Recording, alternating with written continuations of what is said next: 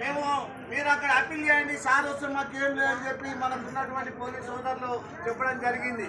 దాని ఉద్దేశం పెట్టుకుని మనం కొంతమంది 5-6 అందరం లోపలికి వెళ్ళి కలెక్టర్ గారితో మాట్లాడుతున్న సందర్భంలో సార్ దాదాపు బయట 300-400 మంది కార్మికులు ఉన్నారు. దాదాపు 6 నెలల కాలం నుండి వేతనాలు లేవు.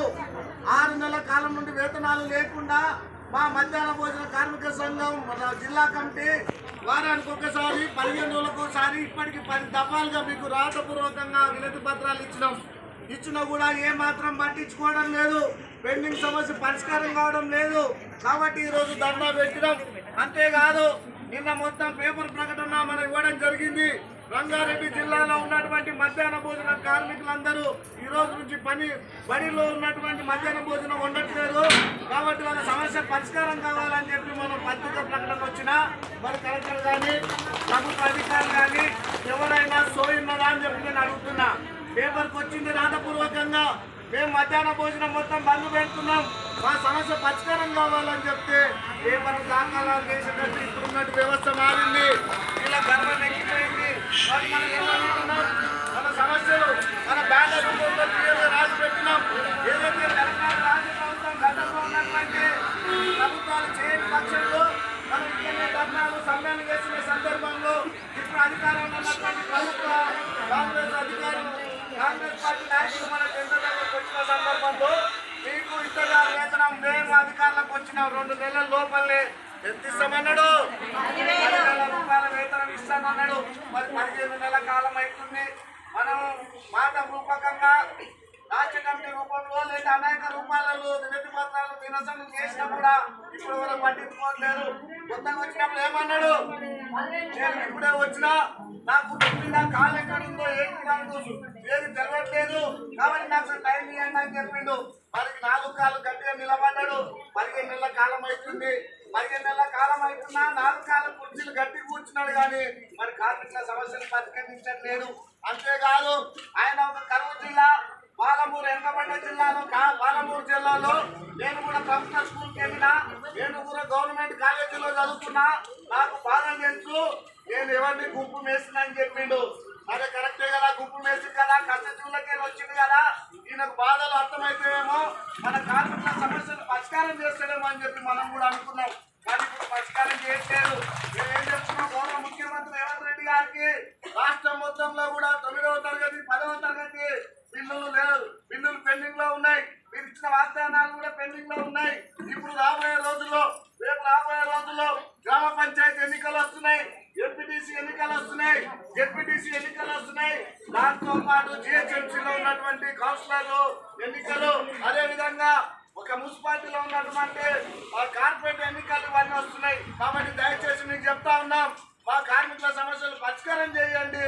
పరిష్కారం చేసినట్టయితే మీకు మళ్ళీ మేము మీ ముందు ఉండి మేము నడిపించడం కోసం మా కార్మికులు ముందు ఉంటారు. కానీ మీరు పరిష్కారం చేయకుండా కాలాపన చేస్తూ ఇంత కార్యక్రమాలు ఇంత ధర్నాలు జరుగుతున్నా ఇక్కడే కాదు రాష్ట్రంలో ఉన్నటువంటి అన్ని ప్రాంతాలలో ఈ సమస్యలు ఉన్నాయి. కాబట్టి ఈ సమస్య పరిష్కారం చేయాలి. మేమేమంటున్నాం, అంగన్వాడీ టీచర్లకు ఇస్తున్నట్టుగా గుడ్లను కూడా నేరుగా మధ్యాహ్న భోజన కార్మికులకు ప్రభుత్వమే సప్లై చేయాలి. పెరిగిన ధరకు అనుగుణంగా రేట్లు పెంచాలి. కనీస వేతనాలు ఇవ్వాలి. మనోళ్ళకి ఈఎస్ఐ లేదు, పిఎఫ్ లేదు. కనీసం ఒక చిన్న పరిశ్రమలో పనిచేసినట్టయితే ఆ పరిశ్రమలో పనిచేసే కార్మికులకు ఈఎస్ఐ పిఎఫ్ ఉంటుంది. అలా కాకుండా ప్రభుత్వ ఆధీనంలో పనిచేస్తున్నటువంటి కార్మికులకు కూడా ఏమాత్రం పట్టించుకోవడం లేదు. కాబట్టి ఈ ధర్నా ఈరోజు వచ్చింది కదా, మాట్లాడుతుంది కదా, మీరు అనుకోవచ్చు దొడ్డిదారిన ఇంటికి ఆ గేట్లకి పోయిందంట. లేడు కలపడం లోపల ఉండడం లేడో మరి నాకు సమాచారం అయితే లేదనేది తెలుస్తూ ఉంది. మేము మా సమయం ఉన్నంత వరకు కూర్చున్న తర్వాత మన కార్యాలయంలో ఏం చేస్తామంటే ఈరోజు వెళ్ళిపోతున్నాం అనుకుంటున్నారు.